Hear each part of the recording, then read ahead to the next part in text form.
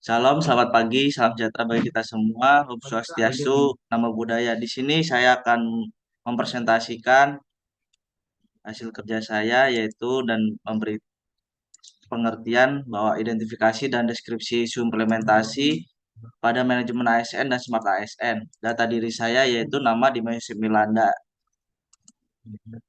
dan jabatan saya sebagai instruktur ahli pertama merangkap sebagai penyusun bahan penjaminan mutu. Yang ketiga yaitu unit kerja saya yaitu di unit satuan penjaminan mutu. Dan yang keempat instansi saya yaitu di Politeknik Pelayaran Sorong. Dan yang kelima yaitu saya termasuk pada gelombang 6 angkatan 36 dalam kelompok 3. Pengertian manajemen dan Smart ASN. Manajemen ASN adalah pengelolaan ASN untuk menghasilkan pegawai ASN yang profesional, memiliki nilai-nilai dasar, etika profesi, bebas dari intervensi politik, dan bersih dari praktek KKN, kolusi, korupsi, dan nepotisme. Smart ASN merupakan ASN yang memiliki kemampuan untuk menghadapi dan mengikuti perubahan transformasi digital yang berlangsung sangat cepat. Dengan demikian, kompetensi literasi digital yang mumpuni sangat diperlukan sehingga dapat mendukung pelaksanaan tugas dan fungsi pada jabatannya. Berdasarkan Undang-Undang Nomor 5 Tahun 2014, PNS merupakan warga negara Indonesia yang memenuhi syarat tertentu diangkat sebagai pegawai ASN secara tetap oleh pejabat pembina kepegawaian untuk menduduki jabatan pemerintah dan memiliki nomor induk kepegawaian secara nasional. Follow and implementation-nya yaitu pertama deskripsi isu yang saya bahas yaitu data dan fakta, dan yang ketiga dampaknya, dan yang keempat yaitu pihak yang terdampak. Untuk deskripsi isu manajemen ASN sendiri yaitu yang pertama, belum optimalnya sistem evaluasi kinerja yang jelas dan adil guna mendorong kinerja yang baik dan memberikan umpan balik yang konstruktif pada para pegawai, yaitu sesuai gambarnya kotak saran. Dan yang kedua yaitu koordinasi yang belum terbangun dengan baik antara unit satuan penjaminan mutu dan unit lainnya dalam organisasi penting untuk mencapai tujuan bersama. Yaitu gambarnya orang berdiskusi yang mungkin cukup cakupannya masih sedikit. Dan yang ketiga belum optimalnya standar operasional prosedur atau SOP yang telah disusun dengan cukup baik, yaitu gambar alur SOP yang saya berikan. Yang pertama untuk yang kedua yaitu deskripsi isu Smart ASN. Yang pertama, mendigitalisasi kotak kritik dan saran sebagai langkah tindak lanjut keluhan para pelanggan di lingkungan Politeknik Pelayaran Sorong dan meningkatkan pengarsipan keluhan pelanggan. Jadi di sini saya akan memberitahu perihal, saya memberikan gambar QRIS yaitu kotak kritik dan saran yang nantinya akan digantikan oleh QRIS, dan nanti setelah QRIS tersebut diakses akan memunculkan suatu form yaitu sebuah kritik dan saran, dan nantinya akan disimpan pada Google Drive sehingga kami dapat mengevaluasi tahun demi tahunnya. Dan yang kedua yaitu membangun koordinasi baik antara unit satuan penjaminan mutu dengan unit lainnya dalam mencapai tujuan bersama.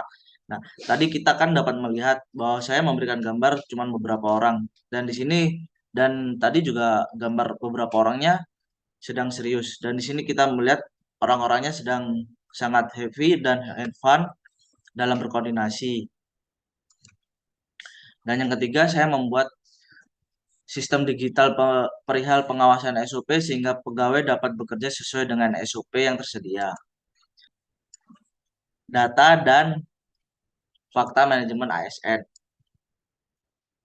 Pertama, kurang terpeliharanya kotak kritik dan saran bagi para pegawai Poltek Sorong. Yang kedua, kurangnya pemahaman mengenai pentingnya suatu kritik dan saran bagi setiap unit kerja. Yang ketiga, pengumpulan SOP dan manajemen risiko tidak terkumpul sesuai waktu yang telah ditentukan. Masih banyak temuan pekerjaan di Poltek Sorong yang bekerja tidak sesuai dengan SOP yang telah disusun. Data dan fakta Smart ASN. Saya memberikan yang pertama yaitu kurangnya pemahaman terkait hal digitalisasi form kritik dan saran. Yang kedua, kurangnya terpelihara file kritik dan saran dari tahun ke tahun yang dapat menjadi landasan evaluasi pegawai. Dan yang ketiga, beban kerja tiap unit berbeda sehingga menghambat koordinasi antar pegawai. Dan yang keempat, belum adanya sistem digitalisasi terkait hal pengawasan SOP pada tiap unit kerjanya. Dampak manajemen ASN. Jadi dampak yang saya berikan terdapat ada 3 hal, yaitu pegawai tidak tahu apa yang diharapkan dari mereka perihal kepercayaan dan kepuasan dalam pekerjaan para pegawai Poltekkes Sorong. Jadi para pelanggan itu mengkritik, cuman dari pihak pegawainya tidak mengerti dikarenakan jarangnya mengisi kotak saran dan kritik. Dan yang kedua, terjadinya tumpang tindih tugas antara unit yang seharusnya saling berkoordinasi, tidak hanya menghambat efisiensi operasional tetapi juga dapat menyebabkan konflik internal dan penyebaran sumber daya yang tidak efektif. Dan yang ketiga, kurangnya akuntabilitas. Jika SOP tidak diterapkan secara konsisten, sulit untuk menentukan siapa yang bertanggung jawab atas tugas atau proses tertentu. Kurangnya akuntabilitas dapat mengganggu pengawasan dan pemantauan yang efektif, serta dapat mempersulit identifikasi masalah dan peluang perbaikannya. Dampak Smart ASN.